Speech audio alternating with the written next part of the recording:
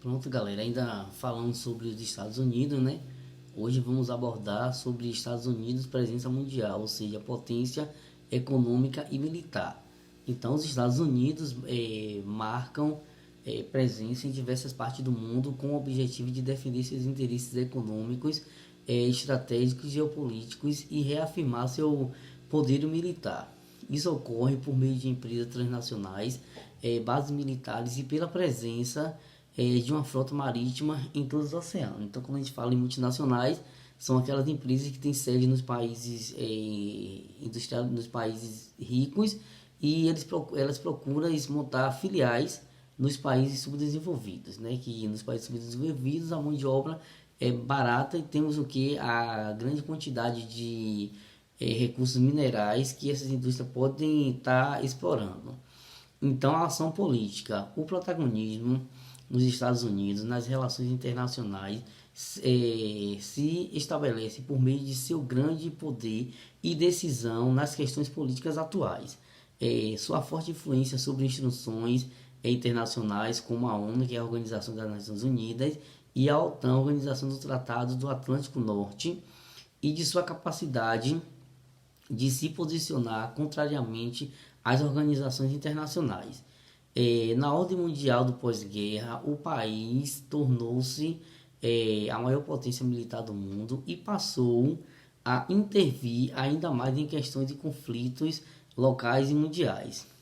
Com um dos 5 membros pertinentes do Conselho de Segurança da ONU, os Estados Unidos utilizou força diplomática para influenciar a política interna de outras nações com base em interesses geopolíticos e geoeconômicos, ora fortalecendo regimes simpatizantes a seus interesses, como o da América Latina durante a década de 1960 e 1970, ora apoiando a queda de governos não aliados à política do país, como o do Iraque e do Afeganistão durante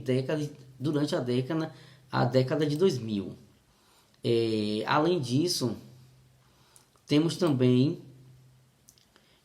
as potências econômicas, né, que do ponto de vista econômico os Estados Unidos emergiram como grande potência após a Segunda Guerra Mundial, e sua influência no cenário mundial perdura até hoje, mantendo-se como a maior economia do mundo. Em 2018, o PIB nacional do país ultrapassou 20,4 trilhões de dólares, apresentando 23,9% do PIB mundial, constituindo parte integrante do G7, isto é, do grupo dos 7 países mais industrializados do mundo.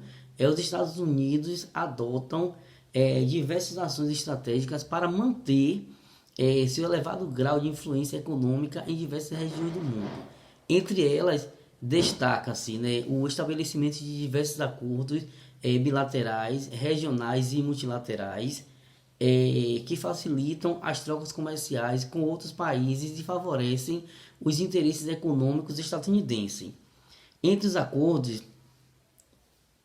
figuram como mais importante o NAFTA, Acordo de Livre Comércio da América do Norte, e a PEC, Cooperação Econômica Ásia-Pacífica, a implantação de empresas transnacionais estadunidenses em diversas partes do mundo. Em 2018, das 200 maiores empresas do planeta, 62 eram estadunidenses. O investimento do desenvolvimento do setor industrial e na criação de tecnologia de ponta com o objetivo de manter sua liderança mundial nesse campo. De acordo com dados de 2017, os Estados Unidos investiram cerca de 2,8% do seu PIB e cerca de 543 bilhões de dólares em pesquisas e inovação. A difusão de valores, hábitos, costumes e outros elementos da cultura estadunidense no mundo por meio de indústrias cinematográficas,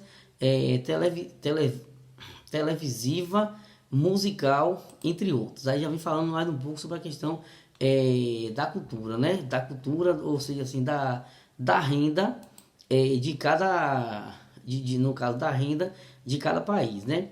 E relações com países americanos. Além da China, os dois principais parceiros comerciais dos Estados Unidos são seus vizinhos, Canadá e México.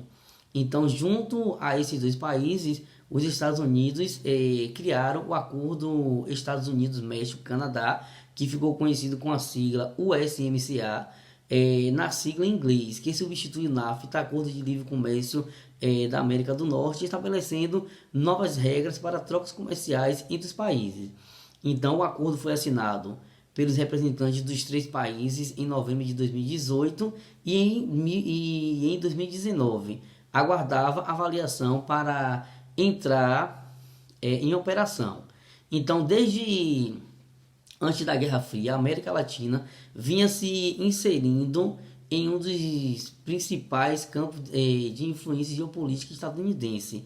Então, diversos países latino-americanos estabeleceram acordos bilaterais ou regionais com os Estados Unidos, e esses acordos geraram muitas vezes relações de dependência econômicas. Então, como a gente sempre fala que a maioria dos países subdesenvolvidos depende da economia do país desenvolvido. Ou seja, o Brasil, como é um país subdesenvolvido, ele está o tempo todo dependendo da economia dos Estados Unidos, que é um país desenvolvido. E aí, com essa questão dessa pandemia, a gente observa que os Estados Unidos, de qualquer forma, ele comanda. Então, a gente observa sobre a questão dos respiradores que o Brasil comprou e que, de qualquer forma, vamos dizer que os Estados Unidos meteu mão. Então, a mesma coisa em relação à vacina. Então, sabemos que quando essa vacina, de fato, ela sair, então, quem vai ficar com a maior parte, a maior fatia do bolo? Os Estados Unidos, porque é um país independente, que seja que o Brasil também é um país independente, mas, de qualquer forma, precisa da economia de outros países. Então, vamos ficar por aqui e, na interação, debatemos mais um pouco sobre essa questão dessa interrelação desses blocos econômicos que foram criados nesse período com certos objetivos.